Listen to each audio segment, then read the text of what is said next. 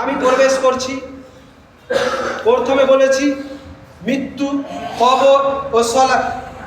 আপনাকে এতটুকু ফার্স্টে বললাম, আমাদের জীবনের উদ্দেশ্য বুঝিয়েছি। আমরা এই কি করতে এসেছি।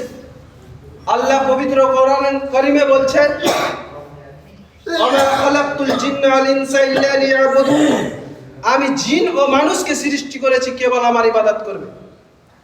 এই উদ্দেশ্য, আল্লাহর উদ্দেশ্য হলো কি? মানুষ ও জিন কেবল আমার ইবাদত করবে। আমরা কি তা করছি? এবার মৃত্যু সম্পর্কে কোরআন, পবিত্র কোরআন কি বলে, সেই হাদিস কি বলে, মৃত্যু কতটা বাস্তব। এবার এখন বলেন কি কে মরবেন না?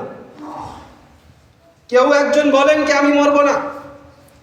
কেউ একজন বলেন কি অমুক ব্যক্তি মারা যায়নি,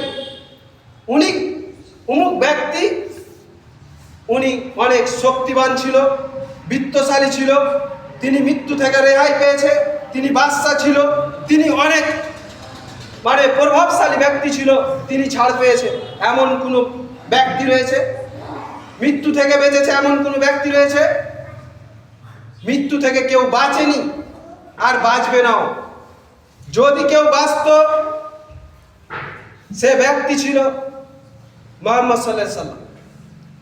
তিনিও মারা গেছে, অতএব আমাদের সকলকে মারা যেতে হবে। এটা বাস্তব। এখন যে ব্যক্তি সালাত আদায় করে না তার মৃত্যু কেমন হবে? যে ব্যক্তি আল্লাহর শরীয়তকে মেনে চলে না তার মৃত্যু কেমন হবে? যে ব্যক্তি আল্লাহকে বাদ দিয়ে অন্য বাতিল মাবুদের ইবাদত করে তার মৃত্যু কেমন হবে? যে ব্যক্তি নিজেকে বলে আমি ইহুদি, আমি খ্রিস্টান, আমি হিন্দু, তার মৃত্যু কেমন হবে?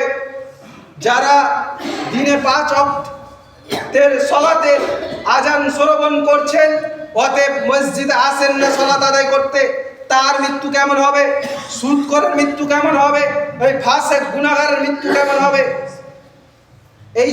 এই সম্পর্কে কোরআন আর হাদিস বলছে। অনেক ইসলামিক স্কলার এই মৃত্যুর যন্ত্রণাকে বুঝাতে গিয়ে বলছেন, একটি জীবিত ছাগলকে যদি তার গলা জবাই না করে তার খালকে, চামড়াকে খালিয়ে নেওয়া হয়, ওই ছাগলটা যত ব্যথা পাবে তার চেয়ে অধিক